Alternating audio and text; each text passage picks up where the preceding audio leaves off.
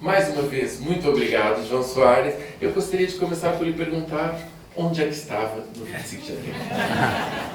Bem, em primeiro lugar eu tenho que agradecer ao Sérgio Treffaut. Eu estou aqui, antes de explicar onde é que estava no 25 de Abril, eu estou aqui por razões de amizade e admiração pela obra do Sérgio Treffaut. Gostei muito daquele filme sobre o romance do Manuel da Fonseca, Raiva.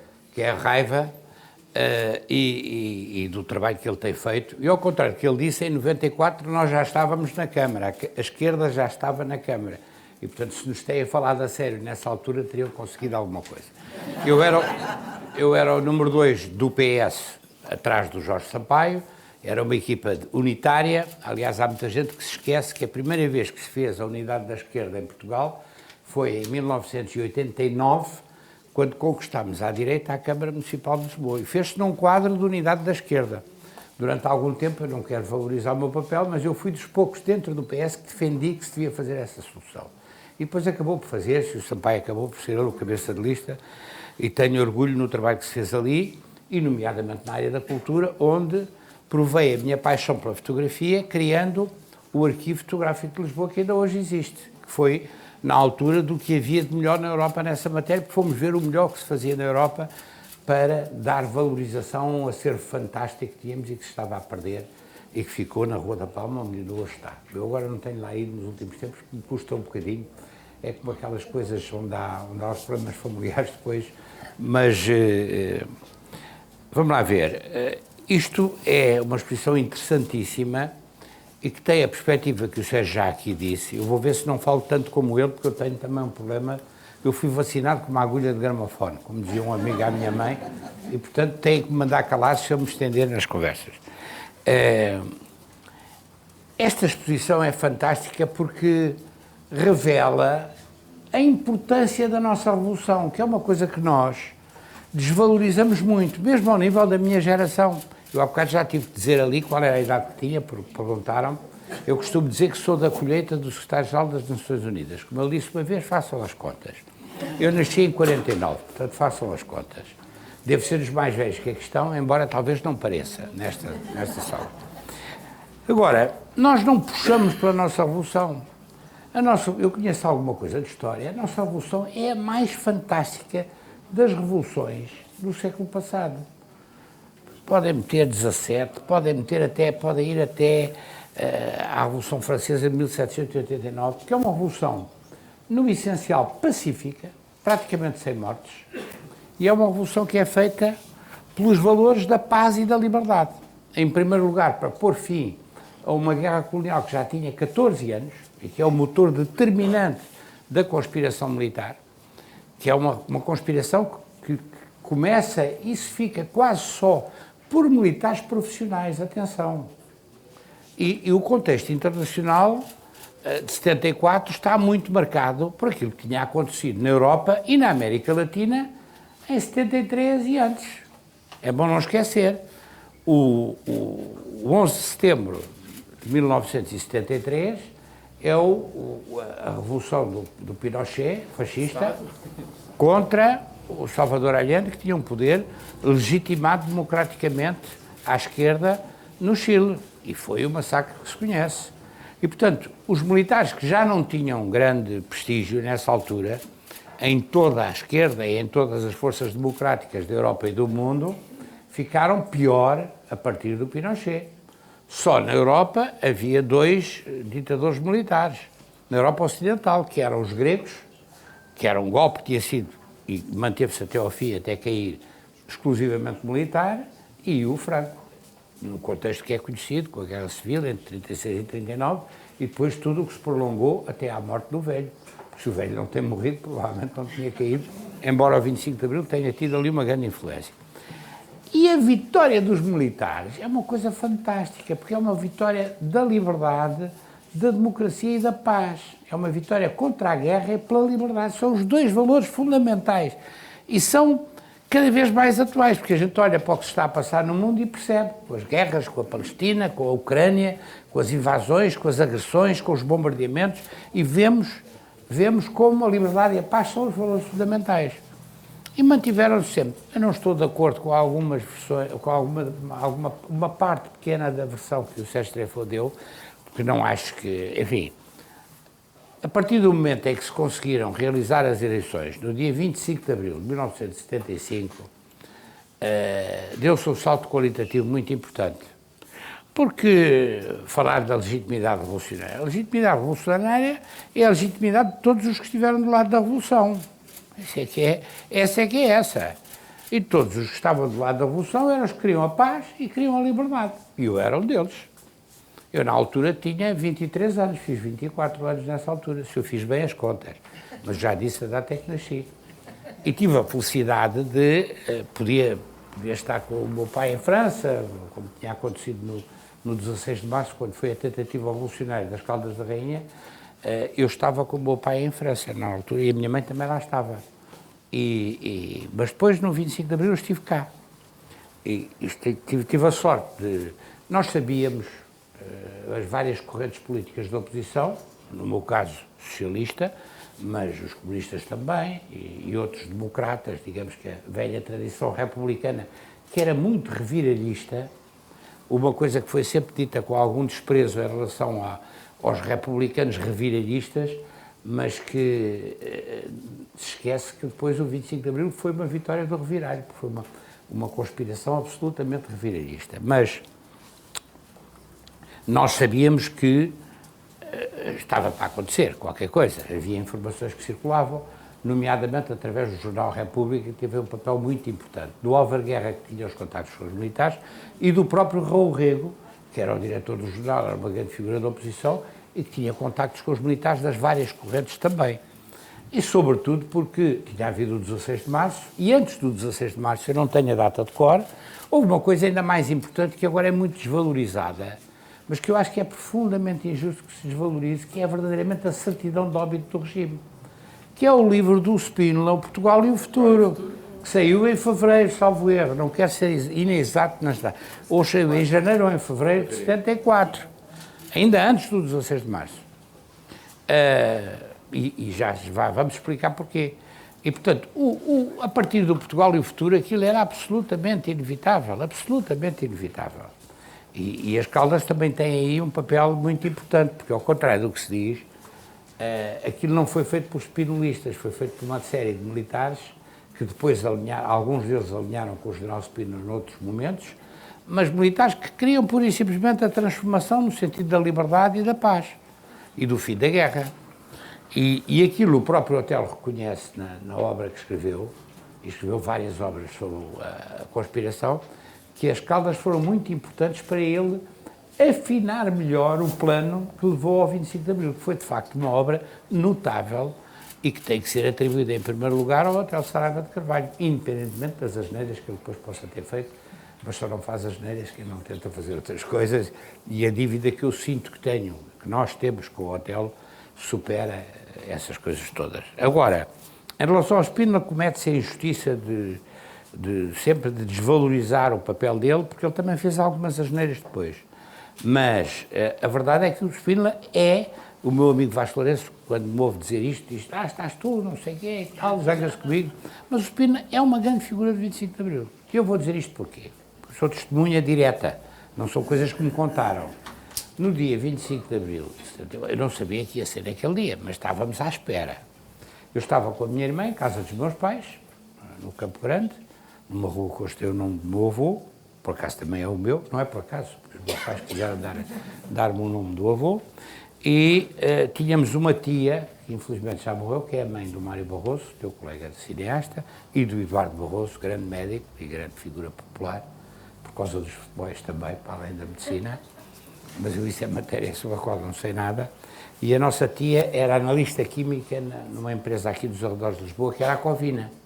E todas as manhãs, muito cedo, vinha uma carrinha buscá-la ali à Cister, que é uma pastelaria ainda do tempo de Bessa de Queiroz, na rua da Escola Politécnica, para a levar às 6 ou às 7 da manhã para a Santaria da Azóia, onde era a Covina. E ela apercebe-se quando se levanta tão cedo, ninguém se levantava tão cedo nessa altura, havia pessoas que estavam a deitar nessa. Há muitas histórias de pessoas chegaram ao 25 de Abril, tinham-se deitado pouco antes, tinham passado a noite à conversa com amigos, etc. E ela telefona-nos para a nossa casa, ainda havia telefones fixos, abram a rádio, porque isto está aqui, a revolução está a andar. E nós, a minha irmã e eu, abrimos a rádio, estremunhados, e percebemos que...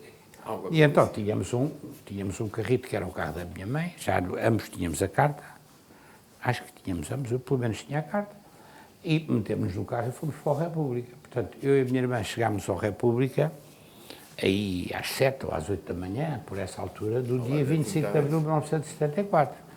E a República transformou-se rapidamente numa espécie de quartel-general da oposição, digamos que ligado aos socialistas, sobretudo, mas havia outras pessoas. Eu lembro de lá ver chegar nessa manhã, esteve lá o Salgado Zenha quase todo o tempo, teve o Catanho de Menezes, estava o Raul Rico, que era o diretor, estava uma série de outras figuras, o Gustavo Sorbenho também teve um papel fundamental, que era administrador da República e que tinha sido fundador do PS um ano antes. Atenção, o PS foi fundado um ano antes, na altura do Congresso Republicano de Aveiro.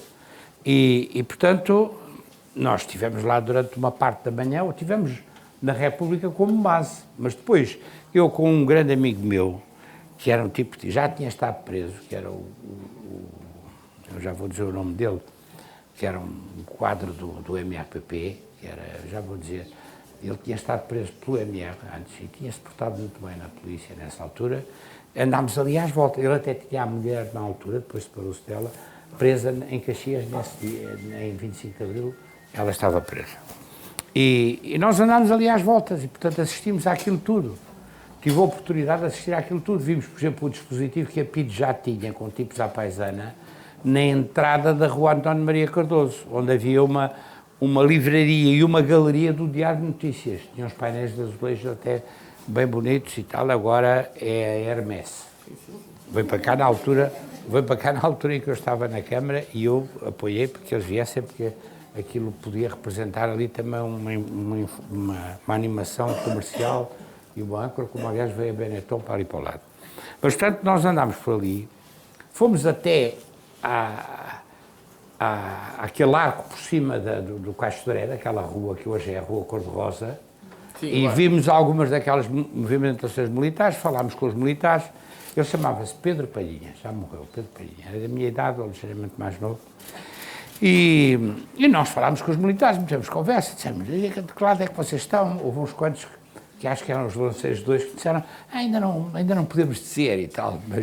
E depois assistimos àquelas cenas todas, também chegámos a ir ao pé do Carmo, mas na altura não se entrava no Carmo sequer. Mas no Largo, no Camões é que havia o confronto entre as duas facções. Não, aí no Camões já é um bocadinho mais tarde. Eu penso que é depois do almoço, porque à hora do almoço peguei no carro e fui levar a minha irmã à casa, porque ela estava preocupada, porque eu não sei o quê, fui levá-la à casa, vim com o Palhinha também, passámos no Cineclube Universitário, que nessa altura tinha uma sede minúscula ali em frente à Cervejaria Portugal, era Almirante Reis, e que era dominado pelo MRPP, e estava lá, acho que estava lá a Maria José Morgado, que hoje é uma ilustre jurista, e estava mais duas ou três, que eu conhecia bem, porque éramos todos de direito, portanto eu conhecia ali nunca fui nem do MR, nem do PC, nem de nenhuma daquelas correntes, fui sempre, como ele disse bem, e deu-me gosto, na altura diziam isso com desprezo, social-democrata, que é o que sou hoje, socialista, social-democrata ou trabalhista, que é a grande família da esquerda europeia em que estamos. E, portanto, eu lembro, por exemplo, o Palhinha e eu, o Palhinha tinha autoridade, tinha saído da cadeia e tinha-se portado bem, e disse a elas, venham connosco para baixo. E eles, não, nós temos que ir para a Amadora, fazer uma manifestação à porta da Comete. E a gente disse-lhes, eu disse, então com a vontade, mas agora não é na Comete, é que isso decide, é lá embaixo onde nós estivemos. Portanto, voltámos para a Baixa, voltámos para o Chiado e percebemos, já percebemos que era no Carmo que aquilo se estava a jogar tudo, porque, entretanto, já havia o Rádio Clube, sobretudo, que estava a transmitir as emissoras. Ainda passei com a minha irmã e com o Palhinha, ainda passámos pelo Rádio Clube. Fomos lá dizer, se vocês precisarem de alguma coisa, nós viemos do República. Eles não nos ligaram nenhuma. Sabe o que é que estes gajos vêm para aqui dizer? Mas estavam militares, sobretudo da Força Aérea. Há um deles de quem eu depois fiquei grande amigo, também já morreu, e que estava lá e estavam contentíssimos, estavam a perceber que estavam a dominar a situação. E tiveram um papel muito importante, porque, por exemplo, aquilo que o Sérgio estava a dizer, eu assisti também com o Palhinha, aí a minha irmã já não estava, que foi, havia uma força da GNR com 2 ou 3 blindados, mais pequenos, que estava cercada por outras forças ali no Largo de Camões. E eles fizeram uma transmissão por rádio para o quartel do Carmo, a dizer aos chefes deles, nós estamos aqui, eles não nos hostilizam porque pensam que nós estamos do outro lado. E isso foi uma coisa que passou no rádio, que estava controlado pelo MFA, e que deve ter tido um efeito desmoralizador para eles e altamente mobilizador para as pessoas que estavam do outro lado. E aí nós começámos a perceber que a rádio já estava a desempenhar um papel muito importante.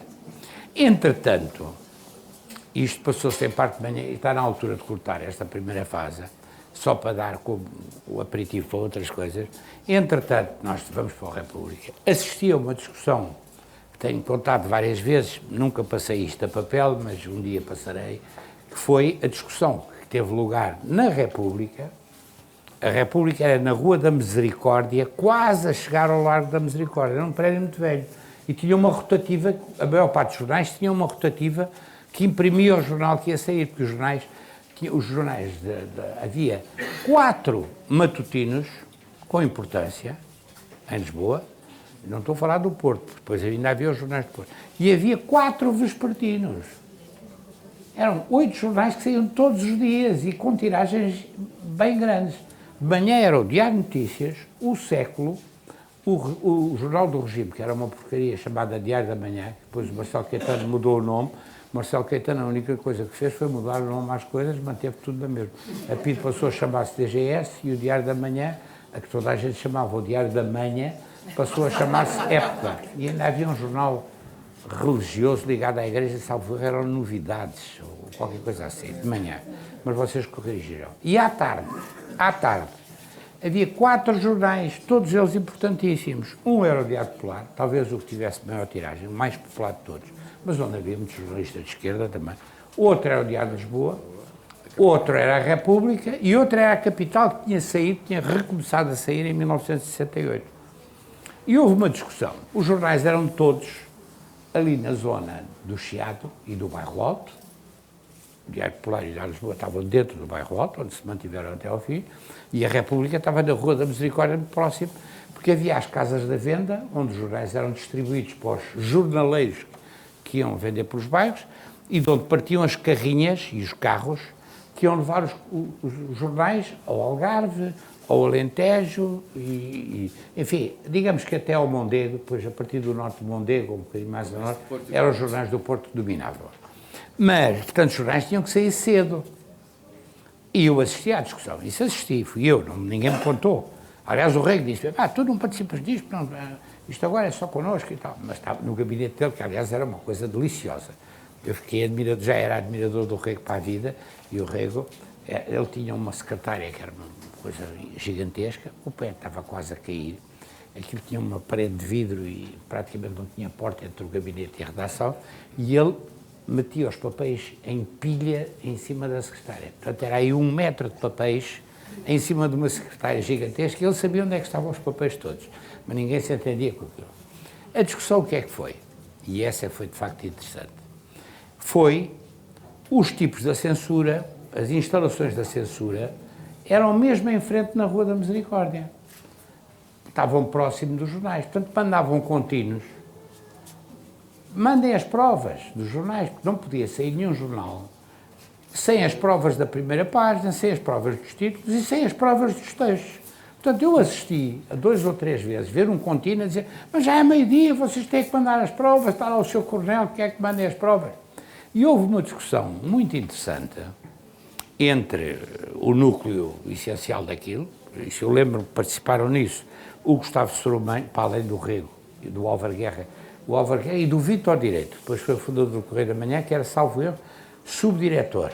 O Álvaro Guerra seria talvez o chefe de redação e o Vítor Direito era o subdiretor. O diretor era o Rego e depois estava também o Zenha, o Gustavo Soromanho, não, aqueles que estavam ligados à empresa República, o Gustavo Soromanho, e estava, estou-me a esquecer de mais alguém, e a questão era manda-se as provas ou não se manda as provas. Porque, evidentemente, se não se têm mandado as provas, e se a Revolução falhasse, o que há ao meio-dia ou à uma, quando aquilo deve ter começado a ser impresso, ainda era uma possibilidade, aquilo era uma chatice, pelo menos o Rega era preso nessa tarde, os outros eram todos, mas eles tomaram a decisão que nenhum outro jornal tomou, atenção, são dados de facto históricos, nenhum outro jornal tomou, de sair não só sem mandar as provas, como com uma barra vermelha que vão buscar à primeira edição, manteve-se até às 3 ou 4 edições que saíram na noite de 25 de Abril e na tarde, a dizer, este jornal não foi submetido a nenhuma comissão de censura. Nenhum outro jornal se atreveu. E então o que é que aconteceu? Porque é que depois, eu já tinha passado com o Palhinha pelo Largo do Carmo, pelas redondezas, mas as forças do Maia ainda aguentavam as pessoas. As pessoas não tinham percebido que era ali que se estava a jogar tudo. Quando começaram a sair os primeiros jornais da rotativa, com o Pedro Coelho, que era meu primo e fundador do PS, aliás, trouxe 2 ou 3 fotografias, que é o primeiro que usa o megafone do Maia no Largo do Carmo, nós pegamos num braçado de jornais República e decidimos ir pela Rua da Trindade, que é a rua em frente à Cervejaria da Trindade, até ao Largo do Carmo a distribuir jornais. Não é vender jornais, é distribuir jornais. E as pessoas recebiam aquilo com uma alegria imensa. Nós íamos dizer, este jornal não foi à censura, não. E chegamos ao Largo do Carmo e aquilo funcionou como uma espécie de livro de trânsito para os militares do Maia, que nós não sabíamos quem era, atenção. No dia 25 de Abril de 74, às 4, às 4h30 ou às 3h30, quando Pedro Coelho e eu lá chegámos, nós não sabíamos quem é que comandava o Largo do Carmo. Hoje sabemos todos. Portanto, nós dissemos aos soldados, deixem-nos dizer, trazem o República, não foi a censura. Dizem, quem é que comanda isso? É ali o Capitão Maia. E nós fomos ao Maia, que nos acolheu com grande simpatia e estima. Queremos lhe dar os primeiros exemplares e tal. Estava ele e estava alguém que está vivo e está aí nas fotografias também, que era um dos poucos que estava com o capacete, que era o Beato, depois foi presidente da Câmara de Grande, agora é administrador de Salvador de Montepio. Foi um capitão, não foi um militar de Abril, embora miliciano, tinha vindo da coluna do Maia. E é um dos poucos que está com capacete metálico. E nós entregamos o jornal, eles deixaram-nos circular ali, aquilo funcionou como um livro pago, mas aquilo também se aguentou muito pouco tempo, pois as pessoas eram tantas, que os soldados do Maia já não conseguiam aguentar. E o Maia já estava um bocado aflito, queria fazer mais uma rajada para a fachada, para intimidar, já tinha feito salvo erro, e disse, vocês é que podiam pedir. Eu apresentei-lhe o Pedro Coelho, mas eu não sabia. Olha, o Pedro Coelho foi presidente da Associação Académica do Técnico, que era uma associação académica com prestígio, e foi candidato a deputado na farsa eleitoral de 73 por Santarém. E eu, muito bem, então, eu tinha ali, alguém tinha um megafone dele ao lado, e ele disse, então é você que vai fazer um apelo. E passou-lhe o megafone, tenho várias fotografias, aí que estou ao lado de Pedro Coelho aí, e o Pedro Coelho é que faz o primeiro apelo com o megafone do Maia. Para que se rendam no... Para que as pessoas, no fundo era aquela coisa de dizer, deixem os soldados trabalhar à vontade para não haver aqui riscos de algum ricochete ou de alguma coisa desse tipo, etc. E, portanto, isto foi, eu não sei exatamente quais são as horas, mas deve ter sido aí qualquer coisa às 4, 5 horas, depois chega uma força de extremor, salvo eu, que torna a coisa irreversível em termos militares. Isto é uma fotografia em que o Maia está a mostrar o megafone ao Pedro Coelho. Porque nós não tínhamos nessa altura grande experiência em megafones, embora em direito nós tínhamos tido um megafone, comprámos. Fica mal, se calhar, ou vão achar que fica mal por ser filho, mas eu já morreu há tantos anos, não há aqui nenhum. Mas, de facto, eu sou filho e era um filho com uma grande relação de amizade e de ternura com o meu pai e de admiração profunda. Ele é outra coisa que é preciso dizer. Ainda hoje estava a ouvir uma coisa na rádio, já não sei que pretexto, e a dizer, chegou, ele é o primeiro dos grandes exilados, todos são iguais. Mas, como dizia o Orwell que eu editei no Animal Farm, mas alguns são mais iguais que os outros. Digamos que havia ali uma primeira, eu não gosto de futebol, mas havia uma primeira divisão, não é? Uma divisão internacional, está o Cunhal, o Soares, talvez o Piteira Santos, o Manuel Alegre, o Rui Luís Gomes e pouco mais. dos exilados. O primeiro a chegar chama-se Mário Alberto Nobre Lopes Soares e veio de comboio, o que significa que se meteu no comboio na Gare de Austerlitz, ainda há poucos dias a Anique e eu estivemos lá ao pé da Gare de Austerlitz, está em obras, 24 horas antes, e não havia aquele aparelho que eu não tenho no bolso, porque não já tinha tocado, entretanto, com a Anique a dizer-me estás a falar demais. Portanto, ele meteu-se no comboio 24 horas antes, ele, o Tito Moraes, o Ramos da Costa, também fundadores do Partido Socialista, e o Fernando Neto. E a minha mãe que estava lá com ele. Meteram-se todos no comboio 24. Portanto, eles entraram no dia 27 à hora do almoço. E chegaram cá no dia 28, mais ou menos à hora do almoço. O Cunhal só chegou 2 dias depois. Não é nenhum problema de falta de coragem. Isso é uma coisa que ninguém terá nunca à minha frente capacidade de acusar de falta de coragem. O Cunhal por isso. Agora, é aquelas coisas, tem que ser ponderadas as coisas. Veio de avião. Veio no aviãozinho dessa, porque eu estive na placa. Aliás, o aeroporto já não tinha controle no dia que ele chegou. E aquilo também já tem um arzinho, visto agora com o olhar de hoje. Não sei se há alguma fotografia, no livro não há. Está ali, às vezes. Não, está eles lá em cima. Estudante. Mas aquilo já cheira um bocadinho a uma encenação da saída do Lenin na Gare da Polónia, em Lenin. Visto agora, com os olhos da... Como, aliás, vão ver as fotografias de 1º de Maio, e são feitas por tipos independentes, mas também olhem para os rostos e vão ver que há ali já um germe de uma coisa que a gente percebe pouco depois. E não é um debate entre reação e revolução. Essa conversa não venham com ela. Isso aí ainda me zango mais do que com o Spínola. O Spínola ainda vá que não vá. Agora, é um debate e é um combate, felizmente não militar, ou quase não militar, entre liberdade, revolução com liberdade ou revolução sem liberdade, a partir do modelo soviético. Este é que é debate. E isso também tem que ver depois também com as colónias. E se a gente não for capaz de olhar para isso com tranquilidade e fazer a história disso, também é muito importante. E, de facto, não há dúvida que a corrente socialista, social-democrata, como ele disse bem, venceu nas urnas e na rua. Na rua, porque também diziam que... Epá, há aqui uma coisa que eles não fixam, em 75, que é a manifestação da Alameda. Depois do 1º de maio de 74, estou a falar de coisas onde eu estive, ninguém me contou. Não estive na tribuna em nenhuma delas, mas... O 1º de maio de 74, na Alameda, ou da Fonte Luminosa, se quiserem, foi a coisa maior que eu já vi em Portugal, incluindo todos os 1º de maio e o 25 de abril de há 2 anos, que foi também fantástico. Quer dizer, isto também tem do outro lado, tem as pessoas que não queriam que se fizessem eleições, as pessoas que se defendiam, houve quem defendesse o voto em branco. Em 75, nas primeiras eleições democráticas, houve várias correntes, eu nem vou dizer, que defendiam o voto em branco. Atenção! E depois houve 2 coisas. E agora termino, porque ele já está com o problema da minha vacina de gramofone, que é 2 coisas. As eleições foram no dia 25 de abril de 1975. Os resultados demoraram a noite inteira toda a contar. Mas no dia seguinte, de manhã, 26, já se sabia quem é que tinha ganho e quem é que tinha estado em segundo e quem é que estava em terceira, a uma grande distância. No dia 1 de maio de 1975, eles eram todos ministros. O Cunhal era ministro, o Soares era ministro, o Zenha era ministro, o Marcelo Curto era ministro. Eram todos ministros do governo da Revolução. Foram impedidos de entrar na tribuna do estádio 1º de maio. Atenção! O Soares, o Zenha e o Marcelo Curto, que era o ministro do Trabalho. No comício do 1º de maio.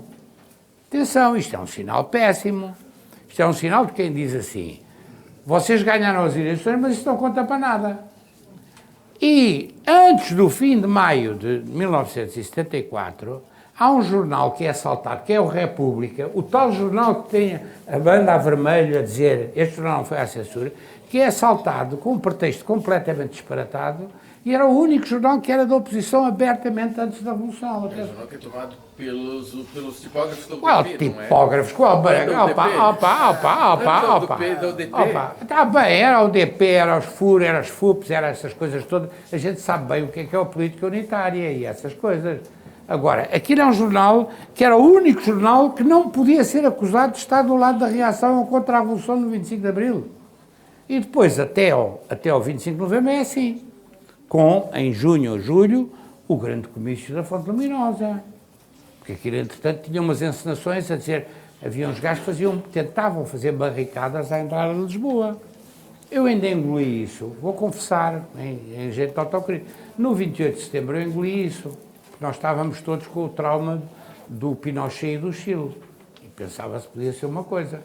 Como é que os partidos, como o MRPP, que tinham uma expressão política pequena do ponto de vista dos votos, eram os fundamentais nas universidades, era das mais fortes, não é? Não, eu ia dizer uma coisa em relação ao MRPP, porque eu estava em Direito e o MRPP nasceu praticamente dentro da Faculdade de Direito, com quadros muito importantes, como o Sanches, Saldanha Sanches, que foi um quadro que vinha do PC, já tinha 6 anos de cadeia, e o Arnaldo Matos, evidentemente.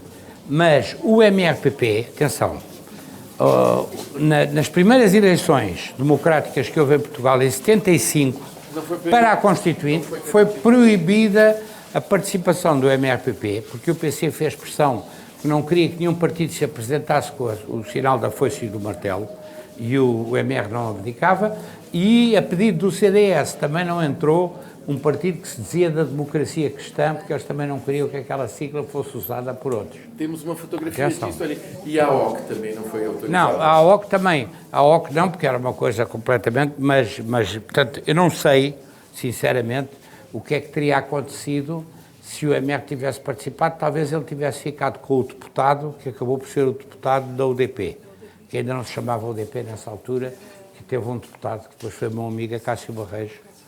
O Acácio foi da UDP depois? Não, o Acácio era da UDP, já era fundador, aquilo eram os comitês ML que se tinham unido.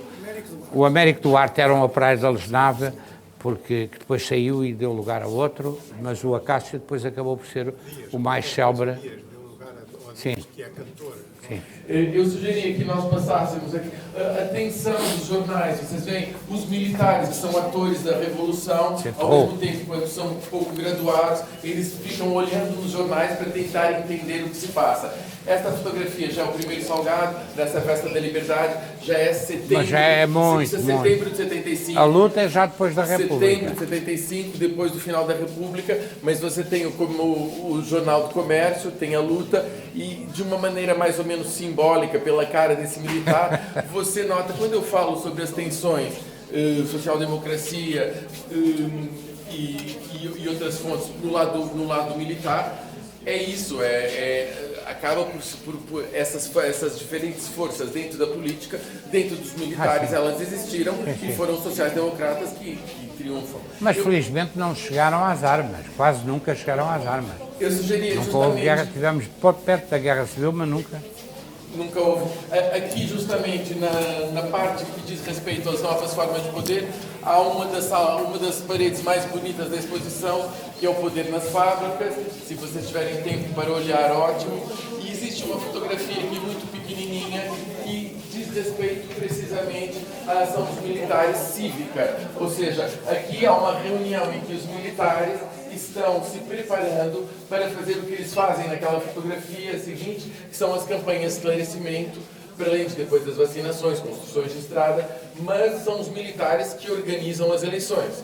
O papel deles de transição é esse, e aqui esses jovens estão percebendo, estão ali o PTC, a OC, o MRPP proibido, e quais são as formações. São eles que em muitos lugares vão explicar que, contrariamente ao que acontecia antes, que as pessoas recebiam um boleto de voto de um partido em casa e de outro partido, aqui eles vão ter que pôr cruzinhas. Não era em casa. Quando as eleições eram farsa, e as do Marcelo Caetano, que foram duas, também foram farsa, como era habitual, tinham que as forças políticas não podiam ser assumidas como forças políticas. Eu apoiei a CEUD em 69, onde houve uma divisão da oposição entre CEUD e CDE. Tinha que se estar à porta a 50 metros da Junta de Freguesia do Campo Grande, que era onde eu morava na altura, a distribuir os boletins de voto. E eram as próprias forças que mandavam imprimir. E o que aconteceu no Delgado, nessa altura, se fizeram bem as contas, não tinha idade para me lembrar, as pessoas também distribuíam os boletins, mas como os boletins eram impressos em papel diferente, até o papel... Depois a contagem também era feita por eles, atenção. Portanto, não havia contagem nenhuma, era tudo uma farsa completa. O regime era, de facto, desse ponto de vista, uma farsa total. Aqui nós temos o país dividido, não é? Não. Quer dizer, em relação à palavra socialismo, não há nenhuma divisão. Eu lembro que o slogan nosso, na altura, era socialismo sim, ditadura não. A diferença é só essa. E havia socialismo com ditadura nos países do leste da Europa, e sabemos como é que acabou, por isso é que agora aturamos os Putins e os Lukashenkos e aquela gente toda, e o que é com a liberdade? Essa é que é a questão de fundo. Por isso é que esta revolução, para mim, é a revolução da paz, que é a paz na guerra colonial, o fim da guerra, e a revolução da liberdade. São os valores que continuam a ser essenciais. Uma das coisas que é engraçada aqui embaixo vai-se ver nas manifestações é que mesmo os partidos conservadores e de direita, naquela época, eram praticamente obrigados para serem ouvidos a ter um discurso próximo, um discurso revolucionário em muitas coisas. E havia outra coisa que foi divertidíssima, alguns se lembrarão, os poucos têm mais idade, que é nos dias seguintes à Revolução, nas semanas seguintes, havia anúncios todos os dias, mas havia anúncios às dezenas. José Maria da Silva, morador não sei aonde, vem declarar que nunca pertenceu nem à Legião Portuguesa, nem à PIDE, nem não sei o que. Era uma coisa inacreditável. E aqui você poderá comentar um pouco do que é a sua memória do discurso do que era o PSD e o PPD na época e o CDS no período revolucionário, porque era um discurso que eles eram quase revolucionários. Não, eles, como gente inteligente que são, ou que eram, porque o Magalhães Mota já morreu, o Pinto de Balsemão, infelizmente está vivo, perceberam que a onda era aquela. Aliás, o próprio Sá Carneiro, que foi o líder histórico mais marcante na fase inicial do PSD, e essa é uma questão que ainda hoje se mantém connosco socialista, tentou aderir à Internacional Socialista e mudou o nome do partido, que se chamava Partido Popular Democrático, PPD, para Partido Social Democrata, porque não correspondia, porque a família social democrata é a dos socialistas, sociais-democratas, socialistas e trabalhistas. E aí houve um homem que não está aqui em fotografia nenhuma, mas que faz parte do lote das grandes figuras que cá vieram em 74, 75, teve um papel decisivo, e a que eu presto sempre homenagem com grande sinceridade e até com emoção, que é um homem chamado Willy Brandt. Willy Brandt teve um papel importantíssimo no reconhecimento da Revolução Portuguesa e tinha sido chanceler da Alemanha até uns meses antes da Revolução.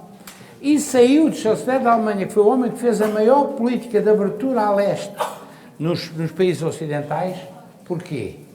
Porque a Alemanha dita democrática, oriental, tinha um gajo genial nos serviços secretos, que era o que tratava da espionagem dos países do Ocidente, que era um gajo chamado Gunther Guillaume, e meteu como é que se chama, a grande especialidade era meter em tipos com identidades falsas, a partir dos arquivos que tinham ficado liquidados com a guerra, uma toupeira, como se chama, uma toupeira, e esse gajo era tão bom, bem, houve ali uma desavença conjugal, há sempre uma história de saias ou de fraldas pelo meio, mas esse gajo era tão bom que chegou a chefe de gabinete do chanceler da Alemanha, e o Willy Brandt, no dia a seguir, meteu-se.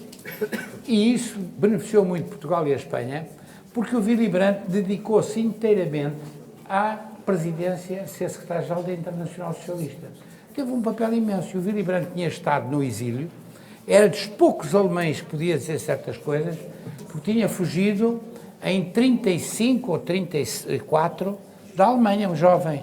Tinha ido para a Noruega primeiro, depois fugiu da Noruega para a Suécia, porque a Noruega foi ocupada, foi à Guerra Civil de Espanha, esteve com os tipos do PUM na Guerra Civil de Espanha, teve um papel. E o Willy Brandt deu um apoio decisivo ao PS de Soares e Zenha. Foi decisivo. E veio cá logo, é dos primeiros a virem. Veio ele, veio o Mitterrand, veio o Olof Palme.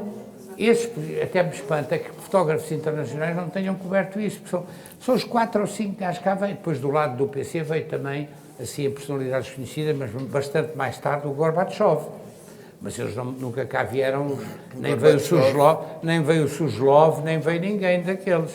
Aliás, há uma história deliciosa que eu vou contar para terminar, até ele mandar, porque eu estou sob as ordens do Sérgio e com gosto, que é, o Olof Palme veio cá, também é dos primeiros a virem, e organiza-se um almoço com o Olof Palme. Eu ouvi o meu pai e o Zenha contarem isto, divertidíssimos. Organiza-se um almoço e dizem ao Olof Palme, o gajo da Suécia que veio do Partido Social Democrático, o Olof Palme era primeiro-ministro, salvo erro, na Suécia, nessa altura. Quem é que ele queria ver? E a grande vedeta, falem do Spínola, mas o Spínola era Presidente da República, nesse dia não dava para um almoço assim, era o Hotel, evidentemente. O Hotel tinha sido o grande chefe da Revolução. E então, o Olof Palme, isto eu ouvi, eu não estava no almoço, evidentemente, não tinha estatuto para poder estar no almoço, teria gostado muito, mas não. Mas estava o Zenha, o meu pai contaram, que eram os anfitriões, acho que era uma mesa com 12, 14 pessoas, ou coisa assim. E estava o hotel, fardado e tal, porque já era o chefe de corpo na altura, e o Olof Palme terá dito, eu não sei como é que terá sido a interpretação, porque o Olof Palme não falava português, e o hotel também depois começou a arranhar uma coisa, mas era da geração francófona. O meu pai, por exemplo, inglês, quando muito dizia good morning, mas já com um sotaque muito confuso. Agora francês bem. E o Olof Palme terá perguntado ao hotel, é capaz de ter havido interpretação de alguma deles. O Zenha também era todo francófono. Penso que o Zenha não. Bem, e ainda a minha geração, que é anterior à tua, é quase toda francófona. E por isso é que eu me apaixonei por uma belga francófona, que já não sei onde é que está aqui. Aqui eu presto mais uma vez a minha. Mas a coisa mais divertida, isto passou-se mesmo. Há vários testemunhos, o meu pai também contou, o Zenha contou. O Olof Palme terá perguntado ao hotel, então qual era o principal objetivo da Revolução? E o hotel terá dito com aquele ímpeto dele, e eu gostava muito do hotel, e continuo a respeitar a memória do hotel, apesar das asneiras, mas o hotel terá dito, nós queremos acabar com os ricos. E o Olof Palme diz, tem graça, nós lá na Suécia queremos acabar com a pobreza, não é com a riqueza. Está ali feita a definição. Mas, só uma coisa, essa estratégia de trazer para cá todas essas estrelas internacionais de grande peso, era uma estratégia que se inscreve num pré-momento em que as forças revolucionárias ainda não tinham sido medidas nas urnas e era preciso dar peso também. Isso não é verdade. Não? Não é verdade, e passámos por uma fotografia bem interessante com o Sartre ali. Veio o Sartre e veio a Simone de Beauvoir. Eu lembro-me de ver a Simone de Beauvoir. Não estive em nenhum evento deles, que aliás não... São gênios. O Sartre é um gênio. Eu ainda gosto mais da Beauvoir, mas não entenderam nada da nossa Revolução. Passa a presunção de estar a dizer isto.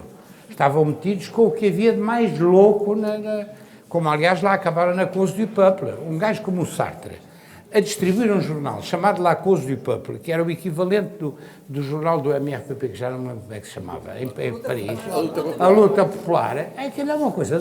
Como é que um tipo com o brilho do Sartre... Mas enfim... Não, mas desculpe, João Soares, tem que dizer que não é assim. O fato de se trazer para cá as grandes estrelas internacionais não faz só que isso tenha prestígio para quem as traz, mas faz com que uma visão que que se quer dessas pessoas passe para todos esses países. Isso sim. Seja... Não, mas por exemplo, eu dou outro exemplo. Também é um exemplo de 74. Eu dou um exemplo de 74, para dizer que o que o Sérgio disse, Treffaut, e com o brilho que todos nós lhe reconhecemos, é verdade, mas não é verdade no essencial, porque toda a gente trouxe. O PC também trouxe, só que as pessoas não contavam. Eu vou dar um exemplo clássico, que aliás deu uma grande desavença entre o PC português e o PC espanhol. O Santiago Carrilho, que era ainda na altura o líder clandestino do Partido Comunista de Espanha, veio a Portugal no final de 74. E o que é que ele fez? O Cunhal nunca lhe perdoou isso. Foi ao Congresso do Partido Socialista na reitoria da cidade universitária. Portanto, ele estava aqui como líder do Partido Comunista de Espanha e eles não o podiam ver, e provavelmente os soviéticos também, porque eles, os franceses, mal ou bem, mas é verdade, e os italianos, defendiam a chamada linha eurocomunista, E, portanto, o Carrilho fez um dos... Eu estava lá e ouvi, e devo ter cumprimentado, mas já não me lembro. Depois conheci o Carrilho muito depois. E era um gajo interessantíssimo. Mas o Carrilho estava lá como vedeta do movimento comunista, mas foi falar ao Congresso do Partido Socialista e fez um sucesso. Portanto, é assim um bocado... Agora, seguramente que vieram, se a gente fizer uma pesquisa, hão de ter vindo soviéticos, como vieram alemães orientais. Por exemplo, tudo o que é reforma agrária, estamos a falar. Eu tenho o maior respeito para a reforma agrária. Não quero saber dos latifundiários que ela... Agora, a verdade é que a reforma agrária foi um fiasco total. E não foi a reação que a fez. A RDA ofereceu tratores, ofereceu coisas, para além do dinheiro, que foi aos montões. Porque dizem sempre, a CIA deu dinheiro aos socialistas e os alemães deram dinheiro aos socialistas. Depois, claro que deram, e deram muito. Mas se um dia se pudesse saber o que é que os soviéticos deram, e os alemães ou os orientais, que eram os mais ativos, ofereceram gráficas inteiras, ofereceram oficinas de tratores para a reforma agrária, depois ficou tudo em fiasco total. Esse é que é o drama, e eu tenho pena. Eu não tenho historiador para contradizê-lo, teria que ter alguém, mas não é a minha especialidade. Não, pois. Haveria, exatamente. Mas, por exemplo, aqui nós temos uma coisa que eu acho que é interessante. Aqui nós temos o MR, esse país em que antes das urnas não se sabia, o comício do MRPP no Campo Pequeno, antes das eleições não sabia que poder, você não chegou a responder exatamente a isso, João. Ou seja, não chegou a saber que poder de fato tinham as forças antes das urnas, porque o MRPP tinha um poder enorme, aparentemente, nas universidades. Não, quer dizer, eu posso falar do que eu próprio vi, enquanto estudante universitário nessa altura, e amigo eu dei-me bem com o próprio Arnaldo Matos e com o Saldanha Sanches, sobretudo, muitíssimo bem, muitos outros, o Pedro Palhinha, que já aqui referi, com quem passei a manhã toda do 25 de Abril de 74, e muitos outros. Sou contemporâneo, ela é mais nova que eu, da Maria José Morgado, da Aurora Rodrigues, que escreveu um livro sobre a tortura no feminino, foi uma mulher que resistiu. Eles, aliás, no movimento estudantil, não eram muitos, mas eram muito ativos, e eram, do ponto de vista da propaganda, das pinturas à noite, etc., faziam coisas que o PC já não conseguia fazer. E, sobretudo, eu acho que foi por influência do Sanches, tinha tido um excelente comportamento na PIDE em todas as circunstâncias, quando era PC e depois. Eles tinham a prática que o PC tinha tido nos velhos tempos, e os grandes quadros do PC também eram fidelíssimos, que não se dizia nada na polícia. Portanto, e no movimento estudantil, o PC teve muitos setores que caíram todos, porque aquilo, até os funcionários entregaram, havia um tipo que chamava Nuno Alves Pereira, que entregou os gajos de 65 todos com tudo. Portanto, o MR tinha uma grande capacidade de propaganda na véspera do 25 de Abril. Há bocado estávamos a falar, quando eu cheguei ao Carmo com o Pedro Coelho, disse ele foi candidato nas eleições de 73, eleições força do Marcelo Caetano. O MR fazia manifestações todos os dias, com 50 tipos. Eu era convidado porque eu era amigo, vocês tratavam-me bem. Eu dizia, vocês têm que dizer slogans que as pessoas entendam, porque eu lembro-me, eles fizeram uma manifestação uma vez na Praça da Figueira, deixou-se na Rua dos Correios. Aquilo era uma coisa de uma grande coragem, mas as pessoas não percebiam o que é que eles iam a dizer. Porque eles diziam, viva a luta popular, Mao Tse-tung. E eu ouvia as pessoas dizer, mas o que é que estes gajos querem dizer com isto? Nem percebiam quem era o Mao Tse-tung. Era uma coisa, agora, de facto, eles chegam ao 25 de Abril como os tipos que tinham mais propaganda na rua. E depois, claro, aquilo, agora, com todo o respeito também, aquilo tinha um lado esquizoide. Aquilo tinha um lado de psicopatia. Aliás, vale a pena, ainda há pouco tempo, há um quadro que me pediu para ir apresentar um livro dele que se chama O Negro por Trás do Vermelho, que é um romance muito giro. E é um tipo que era do MRP, que é um arquiteto, e aliás é um tipo que escreve muito bem. E de facto aquilo tinha ali um lado de loucura, como aliás no PC também havia. Mas o Cunhal era um tipo brilhantíssimo. De facto, com uma abertura de espírito completamente diferente. Aliás, a prova melhor que tem é já muito depois, em 1986, não posso deixar de referir isto com delícia, quando ele depois de ter feito um congresso, eles fizeram um congresso, não sei se foi para aqui ou se foi no outro lado qualquer, fizeram um congresso a dizer que havia um candidato em quem nunca votariam nas eleições presidenciais, que era o Mário Soares.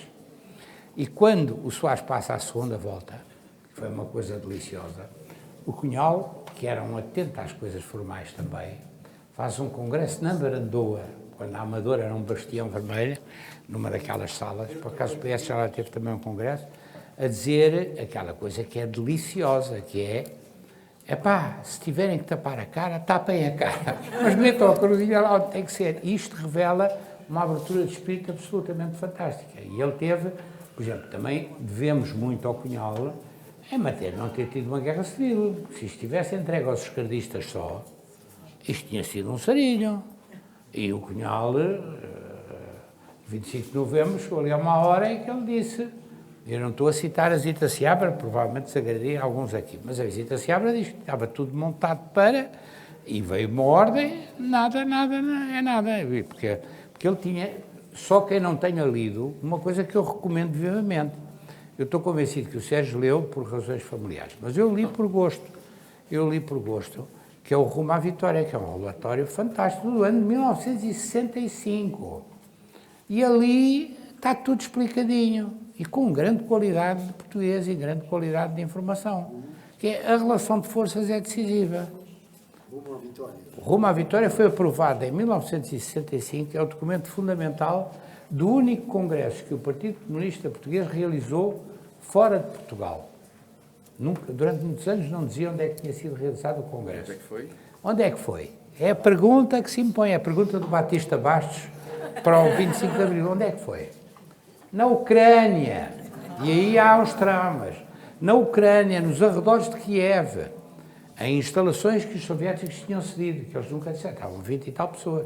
Aliás, há uma história deliciosa que é contada por Silva Marques, que era um quadro clandestino do PC, tinha fugido da cadeia da PIDE do Porto, o Silva Marques, e que depois é chamado para ir ao Congresso, como um quadro que vai do interior para participar no Congresso em Kiev, e os camaradas soviéticos, ele descreve isso num livro muito interessante que tem o Silva Marques, já depois de ter deixado de ser do PC, levam-nos a ver, fazem aquelas coisas, um tour enquanto estavam à espera que faltasse mais não sei quem, mostram-lhes um kolkhoz, que era uma instalação agrícola, que era a prova de que aquilo... Cooperativa agrícola. Cooperativas assim, também eu. Mas, enfim, vai à kolkhoz e mostram as galinhas, os galinheiros, o trigo, aquilo tudo. A Ucrânia sempre foi o grande celeiro da União Soviética. E chegam, e estava um velhote, que é um velhote que depois morre no exílio em Moscou, é um daqueles veteranos do PC, que o Cunhal tinha posto a ser formalmente o presidente do Congresso, mas quem mandava, o Cunhal estava sentado à direita dele, e vão ao kolkhoz, e a última coisa, acho que é a última coisa, mas isso vê-se no livro de Silva Marques, eu não me lembro do título, mas está aí, encontra-se nos alfarrabistas, por meio dos questões, é um livro muito interessante. E chegam ao kolkhoz, e acho que foi um dos momentos importantes, mostram como é que se chama, o curral dos porcos, o corteio dos porcos. Estava uma porca muito grande. E esse velhote diz, veem camaradas, isto é a prova do sucesso da Revolução Socialista, não é comunista, é socialista. E o Silva Marques, que era de Porto de Mós, diz, camarada, mas eu em Porto de Mós já vi uma porca maior que esta. Bem, e o velhote acho que se começou a dizer, mas estás a pôr em causa o triunfo da Revolução. Mas não estou a dizer nada disso, eu estou aqui porque sou comunista. Agora, eu já vi uma porca maior que esta em Ponte de Mós. Ou em Ponte, não é Ponte de Mós, ou Ponte de Mós. E o velhote já dizia, o camarada. O avô Cunhal disse, camarada, se o camarada está a dizer que já viu, é porque já viu. Portanto, é preciso ter muito cuidado com estas coisas. Às vezes a porca parece muito grande, mas há quem tenha visto já uma porca maior. Nesse momento de tensão, maio, junho de 75, o Mário Soares teria tido uma relação privilegiada com a Igreja, tentando que ela apoiasse essa legitimidade das urnas e que terá sido um braço, um mão na mão importante. Eu queria, em primeiro lugar, sublinhar uma coisa que me parece muito importante do ponto de vista histórico. Quando se fala do Soares, havia dois primos interpares na corrente socialista, que é o Soares e o Zenha. E o Zenha teve aqui um papel também importantíssimo. E eu sou testemunha direta disso, de casa do Zenha, de casa dos meus pais, etc. Eles tinham tinham sido dois grandes quadros jovens do PC. Aliás, era uma grande frustração para o Cunhal, que ele disse uma vez ao Joaquim Barradas de Carvalho, no exílio em França, disse, estes dois gajos, pá, a gente não os devia ter deixado fugir, que eram o Soares e o Zenha. E vamos lá ver, o Zenha teve um papel importantíssimo e completamente combinado com o meu pai e o meu pai com ele, eram de facto os dois os principais daquilo tudo, no sentido de fazer o que era preciso fazer, mas sempre sem hostilizar a Igreja. Por uma razão muito simples, porque eles eram herdeiros também da Primeira República. As correntes esquerdistas diziam todas mal da Primeira República, era uma bandalheira, faziam um bocado o jogo que a reação fazia contra a Primeira República. Ora, a Primeira República não fez metade do que a acusam de ter feito, mas de facto criou uma crise religiosa. E a Igreja estava contra as principais figuras da Primeira República, o Afonso Costa, que é uma figura de referência para mim, para o meu pai também, para o Zenha também. E, portanto, eles não queriam um sarilho com a Igreja. E o Soares toma posse como Ministro dos Estrangeiros, o primeiro diplomata que ele vai visitar é o Núncio Apostólico. O meu pai foi sempre, ele dizia sempre que era agnóstico. Eu digo que sou ateu, e sou ateu, não chego ao agnóstico, mas o meu pai foi sempre agnóstico, o Zenha também. Eram agnósticos que nunca esconderam que não tinham fé. Não, eu não fui batizada, a minha irmã não foi batizada, nenhum de nós foi batizado, não há a menor dúvida sobre isso. O meu pai não. Minha mãe depois teve uma crise mística, já mais para a frente, e até dizem que é por minha causa que ela terá tido e portanto eu tenho um grande respeito. Agora, a verdade é esta, eles tinham esse cuidado. Eles tinham esse cuidado porque conheciam a força da Igreja. Ambos tinham sido amigos do Bispo do Porto, teve que ir para o exílio, a Igreja, a partir do Concílio Vaticano II, atenção, esse retrato a dizer a Igreja reação e não sei, a partir do Concílio Vaticano II, a Igreja deu uma reviravolta muito grande e deixou de estar tão com o regime como estava antes. Vale a pena ler a biografia do Serjeira, que foi feita pelo Luís Filipe Salgado Matos, que é muito interessante nesse plano, porque o Serjeira também não era propriamente... Porque também há que fazer justiça ao Serjeira e até ao próprio Salazar, porque eu tenho um ódio profundo, mas a verdade é esta. O Salazar não era um agente da Igreja, nem o Serjeira era um agente do regime, aquilo era uma coisa diferente. Agora, e o que eles se preocuparam, e foi sempre uma preocupação do Partido Socialista, foi não hostilizar inutilmente a Igreja. Não hostilizar. Eu lembro-me que em 75, quando foi a seguir 11 de março, aquelas coisas, um dia o Zenha disse, pá, arranjei, os gajos vão para a frente do patriarcado ali no Campo Santana, porque estão os esquerdistas, também dizia que eram os esquerdistas, mas eu conhecia-os, eram todos da minha idade, vão defender o patriarcado, que era a residência do patriarca, onde é agora a Embaixada Alemã, e onde é aquilo tudo, o Goethe Instituto e aquilo tudo, que eu conheço bem. E estavam ali os gajos, eu disse, pá, vocês não venham para aqui com coisas, porque nem pensem. E eu sou ateu, não sou como vocês, que são de vocês. E foi assim. E depois o que se passou com a Rádio Renascença também foi uma coisa muito chata, porque evidentemente aquilo é atiçar lume para a fogueira. Mas A fotografia aqui atrás é uma ocupação da Rádio Renascença e são os SUVs a defender a ocupação, embora seja necessário uma legenda para explicar. Os soldados unidos vencerão. Mas também tinha o PC, estava um dos principais a dar a conferência de imprensa dos SUVs, que é uma conferência de imprensa encapuçados ou com máscara, é um gajo que eu sou amicíssimo, que é um dos fundadores dos trotskistas, que é o Ferreira Fernandes, grande jornalista. É o homem que está por trás da Mensagem de Lisboa, já me contou essas histórias todas.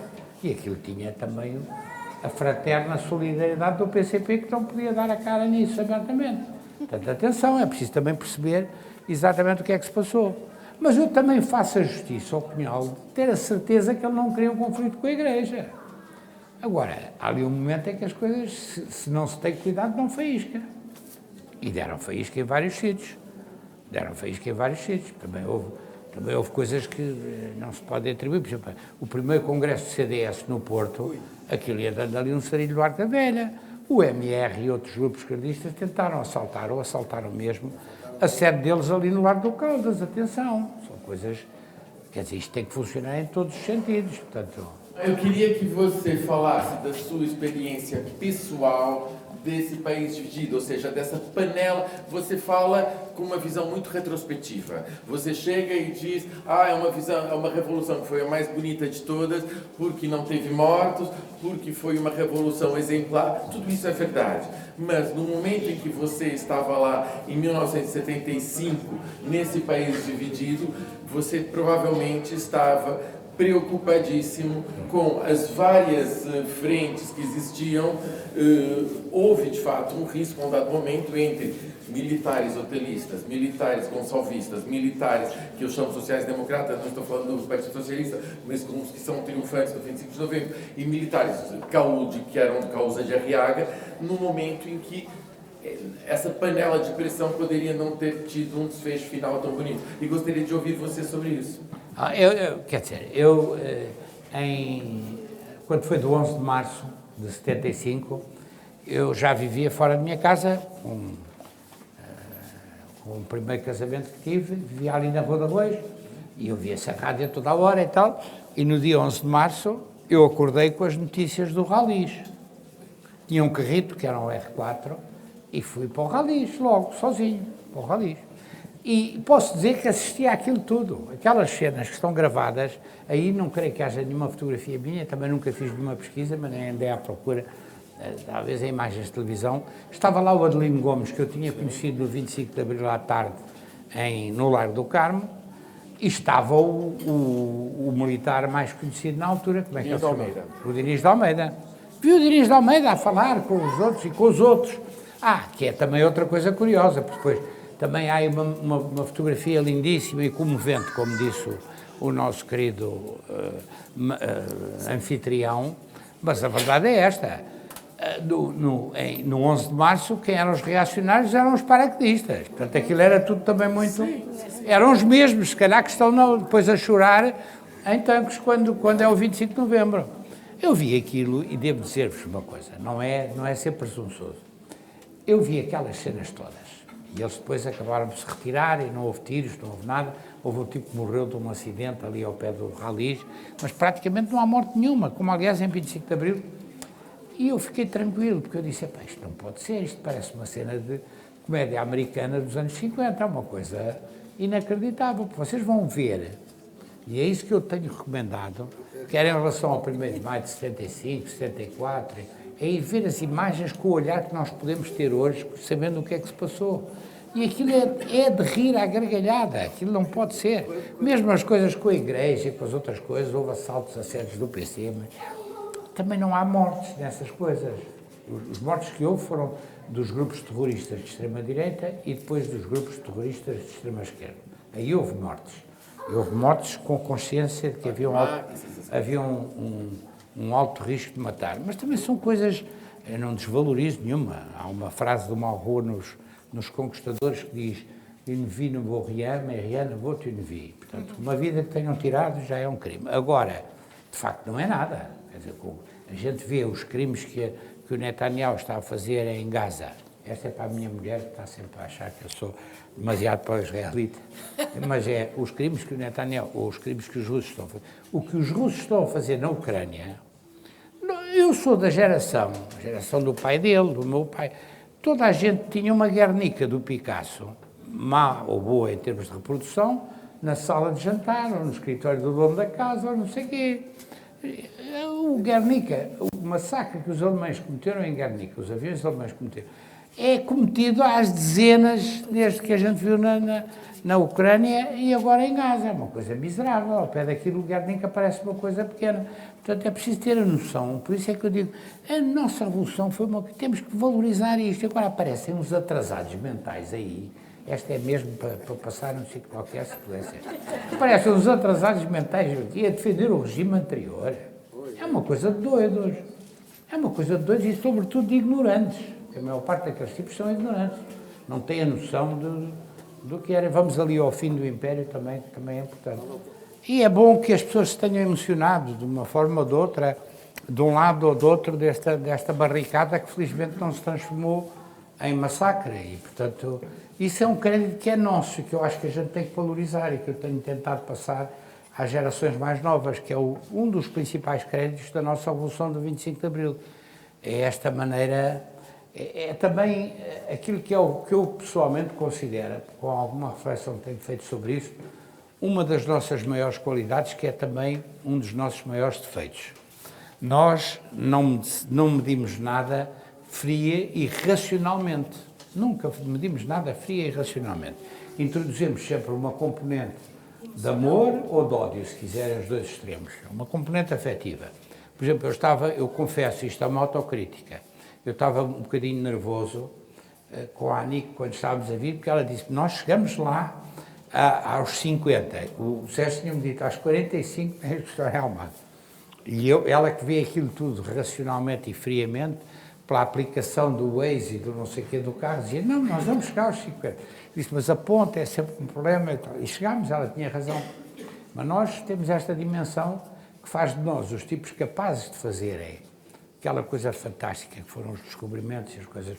Nenhum outro povo se atrevia a fazer aquilo. Nós, com uma chave de parafusos partida e um arame ferrugento, nós pomos um carro que todos os outros acham que não vai andar nunca. Os alemães suicidam-se, os ingleses entram em depressão, os franceses dizem c'est impossível, e a gente põe as coisas a andar. E, portanto, mas por isso é que somos também os menos pontuais de tudo. Isso já se resolve. Por exemplo, eu tive que explicar à Anico o que era o conceito de 5 minutos em Portugal. Ela agora percebeu e abusa, não é? Eu disse, é 5 minutos. 2 horas depois eu disse, eu não disse que era 5 minutos, já que estou. É assim. Ou estou a chegar. Estou a chegar significa que se tem a intenção de partir de onde se está. E 5 minutos. 5 minutos é uma medida de tempo que está entre 30 segundos e a eternidade. Obrigado, boa visita, voltem sempre.